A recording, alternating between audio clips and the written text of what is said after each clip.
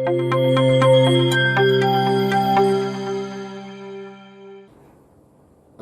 warahmatullahi wabarakatuh. Semangat pagi. Perkenalkan, nama saya Dr. Haji Agus Sakti Rambe, Widyaswara Ahli Utama BPSDM Provinsi Sumatera Utara. Sekarang saya akan menjelaskan strategi pembelajaran manajemen pengawasan diklat pelatihan kepemimpinan pengawas. Dasar hukum. Yang pertama, Undang-Undang Nomor 5 Tahun 2014 tentang Aparatur Sipil Negara. Yang kedua, Undang-Undang Nomor 23 Tahun 2014 tentang pemerintahan daerah. Yang ketiga, Peraturan Pemerintah Nomor 11 Tahun 2017 tentang manajemen pegawai negeri sipil. Dan yang keempat, Peraturan Presiden Nomor 79 Tahun 2018 tentang lembaga administrasi negara. Yang kelima, Peraturan Lembaga Administrasi Negara Nomor 15 Tahun 2019 tentang pelatihan kepemimpinan pengawas.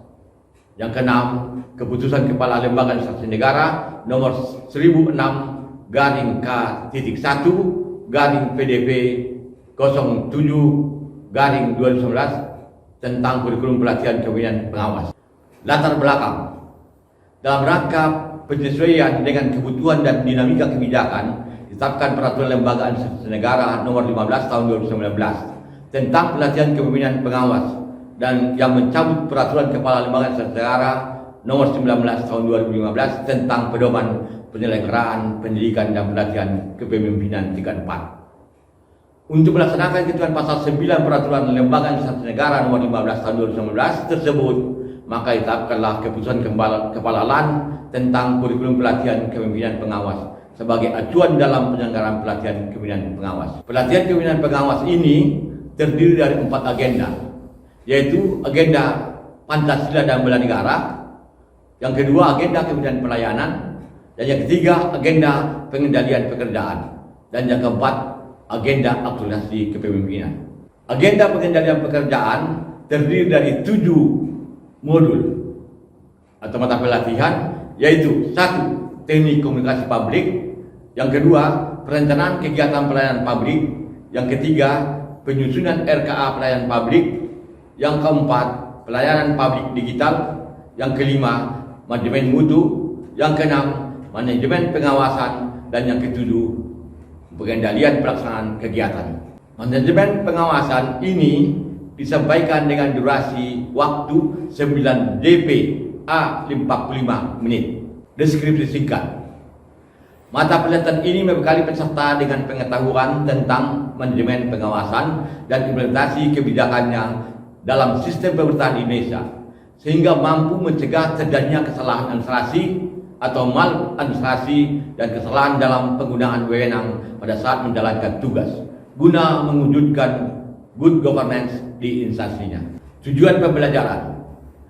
Pada akhir pembelajaran ini diharapkan peserta pelatihan kepemimpinan pengawas mampu memahami konsepsi tentang manajemen pengawasan dan substansi pengawasan dalam kebijakan sistem pengendalian intern pemerintah atau SPIP, serta mampu menerapkannya dalam pelaksanaan tugas dan fungsi untuk mencegah terjadinya maladministrasi atau penyalahgunaan wewenang atau kesalahan dalam melaksanakan tugas dan fungsinya dalam penyelenggaraan pemerintahan. Mata diklat manajemen pengawasan terdiri dari 7 materi pokok, yaitu yang pertama konsep manajemen, yang kedua konsep pengawasan, yang ketiga manajemen pengawasan, yang keempat sistem pengendalian intern pemerintahan atau SPIP, yang kelima aparat pengawasan intern pemerintah atau APIP, yang keenam pemantauan hasil pengawasan, yang ketujuh pembinaan dan pengawasan pemerintahan daerah.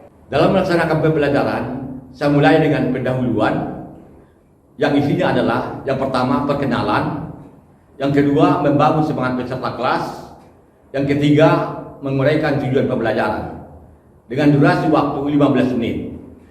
Metodenya adalah ceramah, dialog interaktif, tanya jawab. Medianya adalah media atau alat bantu. Yang pertama LCD, laser point, laptop, bahan tayang, modul, lakban, spidol, flip chart. Kemudian masuk kepada topik yang pertama, yaitu menjelaskan konsep manajemen dengan durasi waktu 70 menit. Saya lakukan dengan yang pertama, pengertian manajemen, yang kedua, unsur manajemen, yang ketiga, prinsip manajemen, yang keempat, fungsi manajemen. Metodenya adalah ceramah, tanya jawab, kerja kelompok, dialog interaktif, diskusi berita media yang relevan.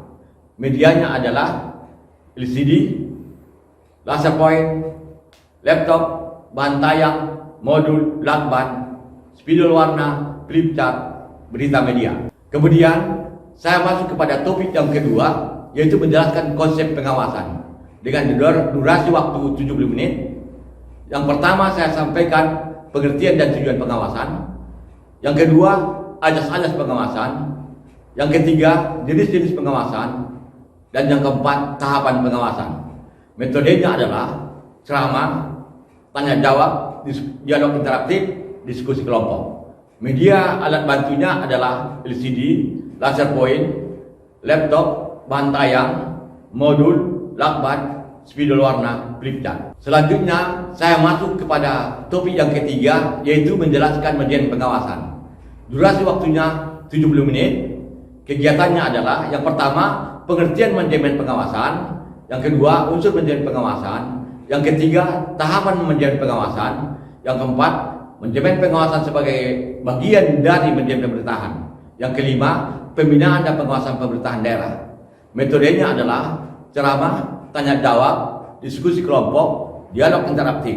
Media alat bantunya adalah LCD, laser point, laptop, bahan tayang, modul, lakban, spidol warna, flip chart. Selanjutnya saya masuk kepada topik yang keempat, menjelaskan sistem pengendalian intern pemerintah atau SPIP. Durasi waktunya adalah 70 menit. Kegiatannya adalah yang pertama, kebijakan tentang SPIP, yang kedua, tujuan dan unsur-unsur SPIP, yang ketiga, prinsip umum dan tahapan pelaksanaan SPIP, yang keempat, peran dan fungsi SPIP. Metodenya adalah curah pendapat, dialog interaktif, studi kasus, tanya jawab, diskusi kelompok. Media alat bantunya adalah LCD, laser point, laptop, bahan tayang, modul, lakban, spidol warna, flip chart. Kemudian masuk kepada topik yang kelima, yaitu menjelaskan aparatur pengawas intern pemerintah atau APIP. Durasi waktunya adalah 70 menit. Kegiatannya adalah yang pertama, menjelaskan kebijakan tentang APIP, kemudian cakupan pengawasan APIP, yang ketiga, perkembangan paradigma peran dan tugas APIP.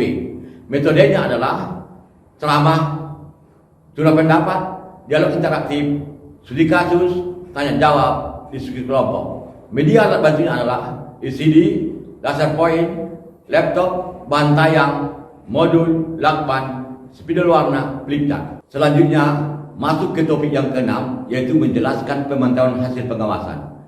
Durasi waktunya adalah 70 menit. Yang pertama, menyampaikan laporan hasil pengawasan. Yang kedua, proses tindak lanjut hasil pengawasan. Yang ketiga, mekanisme pengetahuan hasil pengawasan. Metodenya adalah curah pendapat, dialog interaktif, studi kasus, tanya jawab, diskusi kelompok. Media alat bantunya adalah LCD, laser point, laptop, bahan tayang, modul, lakban, spidol warna, flip chart. Selanjutnya masuk kepada topik yang terakhir atau yang ketujuh, yaitu menjelaskan pembinaan dan pengawasan pemerintahan daerah. Durasi waktunya adalah 70 menit. Kegiatannya adalah yang pertama, menjelaskan kebijakan pembinaan dan pengawasan pemerintahan daerah. Yang kedua, bentuk pembinaan dan pengawasan pemerintahan daerah. Yang ketiga, mekanisme pembinaan dan pengawasan pemerintah daerah. Metodenya adalah curah pendapat, dialog interaktif, studi kasus, video atau berita media, tanya jawab, diskusi kelompok. Media alat bantunya adalah LCD, laser point, laptop, bahan tayang, modul, lakban, spidol warna, flip chart, video dan atau berita media. Setelah selesai semua materi yang 7 topik tadi disampaikan, maka selanjutnya masuk kepada acara penutup dengan durasi waktu 30 menit. Yang kegiatannya adalah yang pertama, membuat rangkuman bersama peserta. Yang kedua, mengucapkan terima kasih atas apresiasi peserta. Metodenya adalah ceramah, tanya jawab. Media alat bantunya adalah LCD, laser point, laptop, bahan tayang, modul, lakban, spidol warna, flip chart. Demikianlah strategi pembelajaran menjadi pengawasan akan saya sampaikan pada diklat pelatihan kepemimpinan pengawas. Sekian dan terima kasih.